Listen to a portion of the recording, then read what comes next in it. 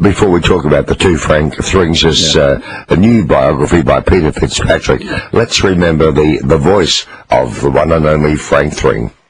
Hello. I wonder if you'd mind having a look right now to see if you have a current radio and TV license, Oh, don't worry, you go ahead. I'll keep an eye on the telly. I'll let you know if anything happens while you're away.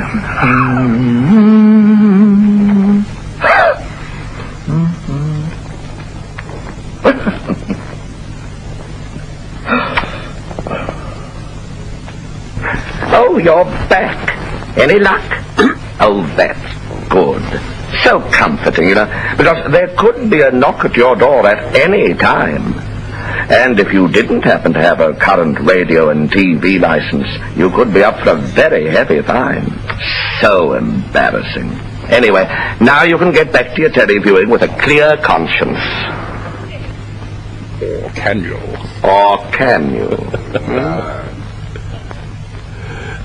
So well, that was Frank Thring. That used to strike fear into the heart of just about every Australian, I reckon. Well, young people don't realise we used to pay a TV and radio licence to bankroll the ABC. And of course, Frank was well known too for his anti-coal ads, but he was probably best known, and I'm guessing Professor Peter Fitzpatrick's going to tell us all about it, best known for his acting ability. And another TV ad comes to mind, Little Lucifer Firelighters. Good evening to you, Peter Fitzpatrick. Good evening, Philip and John. This must have been a labour of love for you, Peter, because the book is excellent. Congratulations. And you must have had like 1 million photos to choose from, and you've picked out some of the best ones. And I guess you probably make a coffee table book out of the rest, yeah? Mm-hmm. Well, you could. Yeah, you could actually paper your wall. I think it's... there's some fantastic material about particularly Frank the son, who's the second half of the book. Who's the one that we all saw, and The Man from Anticol was another of those great ads. Yeah, John mentioned it. I think that was my favourite, Yeah, but what an inspiration on your part to bring the two Franks together, because they were diametrically opposed, weren't they? They were, yeah. The first impression was that they looked so alike, apart from their clothing and their style. They were both enormous men, and they both had the same jowls, and you know, the physical resemblance was striking, but then, of course, in every other way, they seemed to be completely divergent, and yet they both went through the same kind of territory of film and theatre in Australia and, in Frank Jr.'s case, overseas. And it's not generally known, Peter, that Frank was actually educated at Melbourne Grammar School.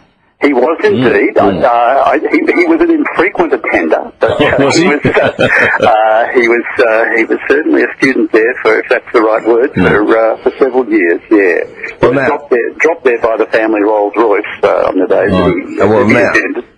Frank Jr., he would have only been about 10 when his father died, surely. Exactly. Yes, he was. Yeah. And then, of course, Frank Sr. was the head of FT Studios in Melbourne in, the 20s and 30s, so he would have been quite a wealthy man, I would imagine, Peter? There was a lot of money. I'm not quite sure. He invested, of course, all that he had in setting up FT Film Studios. He had the notion of developing a sound movie industry in Australia, where there was none, and he really made a colossal gamble in making that initiative. But I think a lot of his money had happened. He had a very strategic marriage, and I think his mother-in-law was quite well heeled, and he advised her on investments very shrewdly. And they had, of course, the mansion Rylands in Perak Road, which some of your listeners will remember. But how clever was Frank Sr.? For example, you all know the name of the movie, but I think it was in 1931, he actually used the burnt-out shell of His Majesty's for the interior shots of one of his war movies. That's right. It was Diggers with Pat Hanna, the New Zealand comedian. A lot of the interiors of Frank's early films, the FT films, probably the first 6, I think, were all filmed there. And then he set up his own sound studio at what was called Wattle Park Studios, which was on the Esplanade in St Kilda, where the Novotel now stands. Now, Peter Fitzpatrick, Frank was openly gay, although he was actually married, wasn't he, there for a while during the 1950s? he was married for about a year formally to Joan Cunliffe, who'd been in his kind of long-term companion really from the time that they were teenagers. But it was certainly a very surprising marriage. A lot of people raised eyebrows about what on earth this meant, because Frank was unusual, I think, in that period in being quite openly gay, whereas many gay men would certainly stay very much in the closet. He was always pretty outrageously out. Yes, he married Joan in London while he was acting for the Royal Shakespeare Company in Titus Andronicus. Was it true, Peter Fitzpatrick, that in fact he married her, otherwise his father would not have let him inherit? Is there any truth in that? I have to, unfortunately, one of the things that people who write biographies do is spoil some of the great stories. And in that case, I can assure you that there was no such codicil in the will. And I think Frank Jr. was just the most extraordinary yarn spinner. He loved to tell stories about his own life. Some of the incidents that he talked about were based on his own experience. Other things were things that had happened to other people that he appropriated, and then there are other things again that never happened at all. And in that case, I think he was using that story, because I'm sure it originated with him, to cover himself against what was, I think, some genuine pain in the way that marriage developed and dissolved. I don't know whether this is apocryphal or not, Peter, but the story I often tell with a great deal of affection is the one where Frank didn't show up for a voiceover one morning, and they went, I think they went to Rylands, didn't they, which is in Toorak? Yes, to discover Frank, this is a Monday morning, to discover Frank, shall I say, naked, tied to a chair. They burst in and they said, "Untie me, I've had a wonderful weekend." Is there any truth in that particular story? Look, the one thing that I can vouch for is that he told it with great relish. And I don't know physically how he could have quite tied himself to the chair otherwise. So I'm inclined to think that's one that certainly is the basis, in fact. Now, tell me if this is the truth. As you are aware, because you quote us in the book, in 1992, Bruce and Phil interviewed Frank Thring, and I got the impression from his answers there wasn't much blood lost between father and son. Well, look, his view of his father was quite odd, because, as you said, the father died when Frank was only 10, and so his father had exploited him, he said, shamelessly in a number of movies, because his father was a very astute businessman, and if he could find an unpaid child star, he would certainly use one. But I think he had a kind of sneaking regard for his father all his life. He called him Simon Legree, but that's not an insult from Frank. That was part of a sort of satanic style that he rather liked adopting himself. I think the relationship that was particularly dysfunctional was the one with his mother, Olive, who provided him with massive amounts of support, mostly financial, in a number of his early theatre initiatives, but with whom he had a really, really poor relationship, one in which they, for long periods, only communicated through a third party. Yeah, we're talking to Peter Fitzpatrick, author of The Two Frank Thrings, published by Monash University. We're enjoying this chat so much.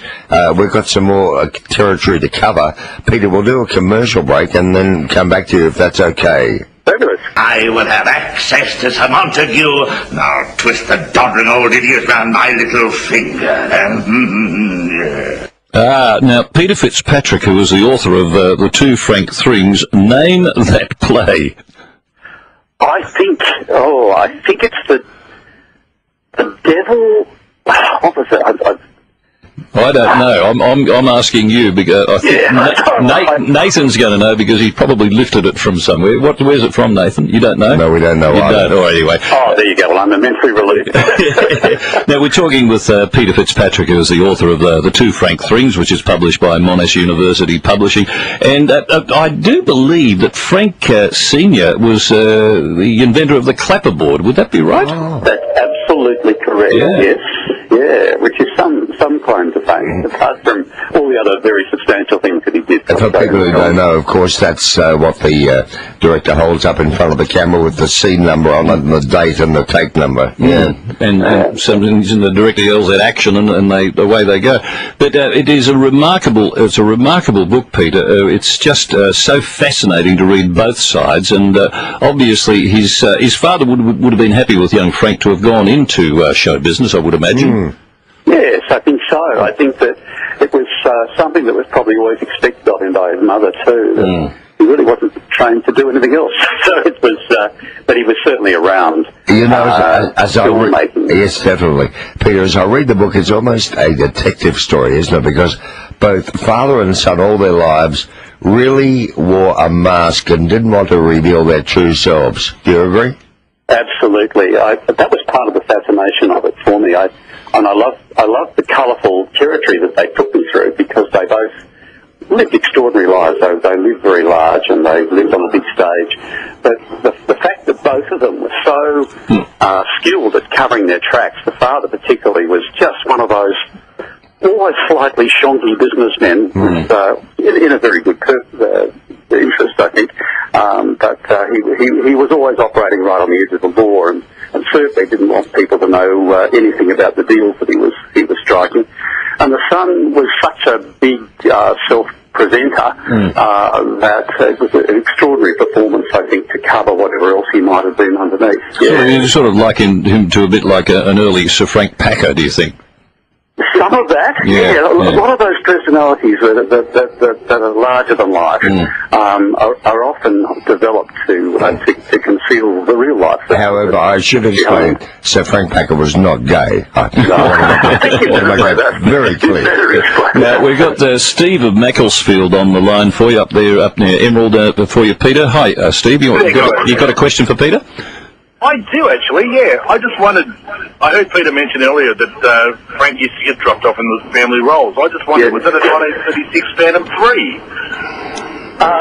The one, look, there were two. I'm not sure of the actual make of the roles. There was a Packard before it, but the roles I'd have to check that, and that'll be in the next edition, Steve. Okay, well, we'll have to buy the sequel. Now, Frank Jr. lived such a flamboyant life, Peter. Did he die a wealthy man? No, he didn't. I think he squandered a lot of the family estate. He liked a number of things that weren't necessarily all that costly, but he consumed quite a lot of Benin Moselle and quite a lot of Hennessy brandy and quite a lot of Marlboro cigarettes, and he didn't stint himself in those areas. So I don't. He really was quite. I'd say childish in his handling of money. Frank's way of paying bills was to call an embassy cap and give him the bill and tell him to take it to his accountant and fix it. He never actually. He didn't like handling money. He had a roll of banknotes in a little man bag that he carried. He tended to leave that to the boring people. That Benin Moselle would kill a brown dog, let me tell you. I remember it well. Frank consumed a great deal, and that's one of the more imponderable things about him. Yeah. And not generally known, but he was actually in the RAAF. He did. He had a very brief period. Yes, there was. His mother finally got him released, which must have been, I think, a mercy to the Air Force, because he was such a disruptive force, constantly having baskets of goodies brought in, and generally insisting on daring the uniform that the others were expected to wear. But his mother found a doctor who could certify that he had a deformed toe, which would of course prevent him flying in an aircraft. Which in America you'd be discharged as 4F, yes. Yeah, that's right. That's right. He had a habit of going into a lot of low dives. Later in life. I get the feeling, we'll wind this up shortly, Peter. By the way, folks, if you only read one book this year, I do recommend this one to you, The Two Franklins by Peter Fitzpatrick. It's almost 600 pages thick, full of wonderful anecdotes and private priceless photos. But I get the feeling, in regard to Frank Jr., that a bit like Graham Kennedy, despite all the flair and all the show, I think deep down he might have been reclusive and a very lonely man. Yes, I'm afraid so. I think that's what you learn, I think, about a lot of lives.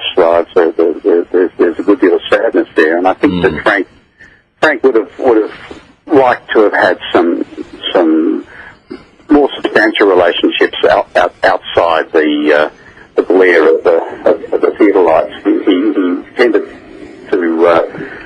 I think that was probably part of the reason too for the consumption of Deneen, because there aren't any good reasons otherwise.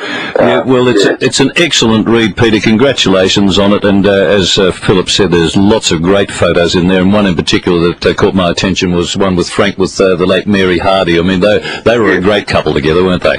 They were great mates, yes, and a terrible scourge on the town when they went out together. I don't know if you're old enough to remember when they both used to appear on Noel Ferrier's Friday night in Melbourne tonight. And indeed, I remember them well.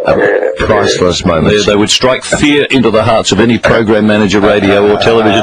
It's called The Two Frank Things. It's written by Peter Fitzpatrick, and best of luck with Peter. I hope it goes into reprint. Thank you very much, John. Thank you, Philip. I can't wait to see the movie now, Peter. Good night.